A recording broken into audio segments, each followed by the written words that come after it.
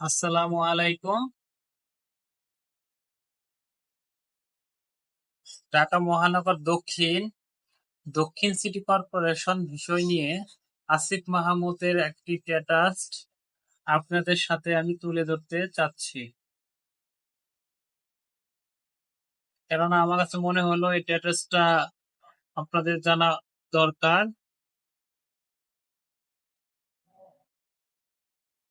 মোহাম্মদ এশরাক হোসেনের যে মেয়র বৈধতা নিয়ে তার লম্বা একটা স্ট্যাটাস দিয়েছে, আমি স্ট্যাটাসটা পড়ি, তাহলে আপনারা শোনেন। প্রথমত, আরজি সংশোধন ও বৈধ মর্মে হাইকোর্টের রায় ভায়োলেট করে নির্বাচন কমিশন ট্রাইব্যুনাল এই রায় প্রদান করেছে।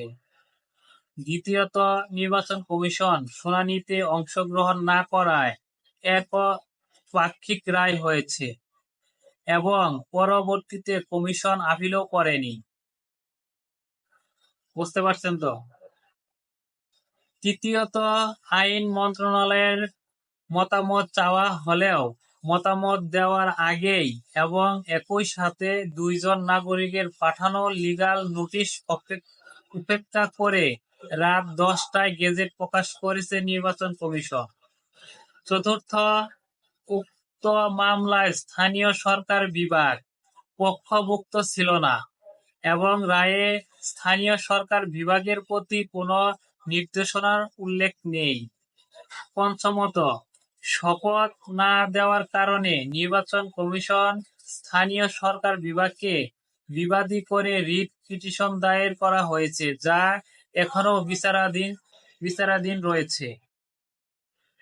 ষষ্ঠত, বরিশাল সিটি কর্পোরেশন সংক্রান্ত মামলায় আরজি সংশোধন সংক্রান্ত হাইকোর্টের রায়কে আমলে নিয়ে খারিজ করেছে ট্রাইব্যুনাল। ফলে ট্রাইব্যুনাল দ্বিমুখী অবস্থান বোধগম্য হচ্ছে না। সপ্তম, মেয়াদ সংক্রান্ত জটিলতা দেখা দিয়েছে।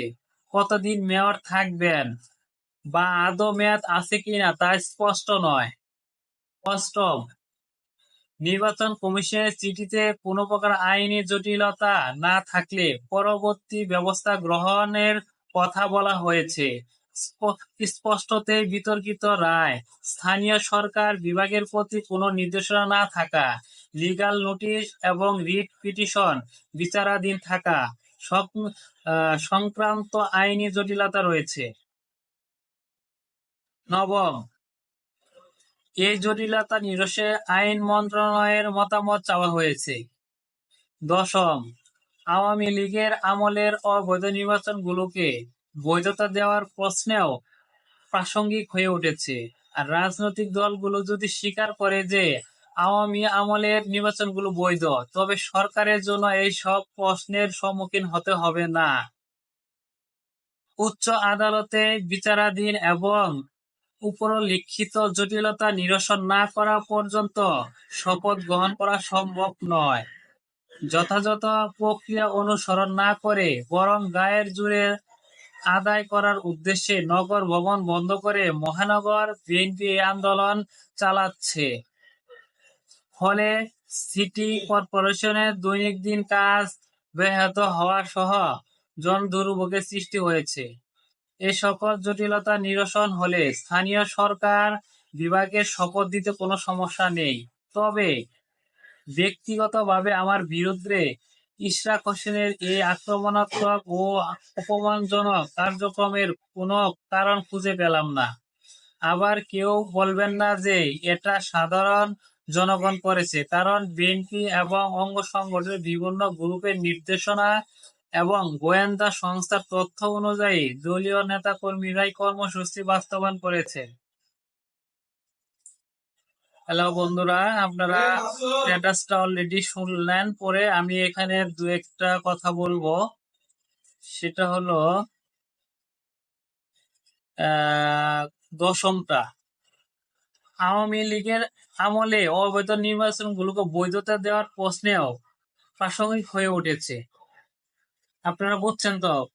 এখানে বিএনপি যে চাচ্ছে যেগুলা তারা অংশগ্রহণ করছিল সেগুলা যে রেজাল্ট আনতে পারে নাই, বাট সেগুলো মামলা করছে, এখন সেগুলাকে বৈধতা দেওয়ার জন্য মানে কি করে উঠতেছে যে তাদের ভাষা ল্যাঙ্গুয়েজে বোঝা যাচ্ছে তারা এগুলো বৈধতা দিতে যাচ্ছে। এই কাজ যদি হয় তাহলে আমি মনে করি আওয়ামী লীগের যে একটা রাস্তা ওপেন হয়ে যাবে যদি বিএনপি এই কাজ করে থাকে। তারপরে আরেকটা হচ্ছে, আপনারা বুঝেন এখানে কিছু আইনের জটিলতা রয়েছে। যেমন নির্বাচন কমিশন শুনানিতে অংশগ্রহণ না করা একক পাক্ষিক রায় হয়েছে, মানে একক পক্ষের পক্ষে রায় হয়েছে। এখানে যে আপিল করার একটা আছে সেই সুযোগটা এখানে দেওয়া হয়নি।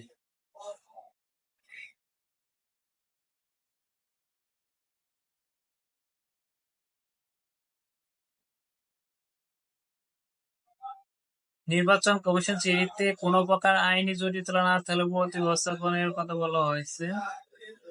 যাই হোক, তার বন্ধুরা, প্রিয় দর্শক, আপনার নিউজটা দেখলেন।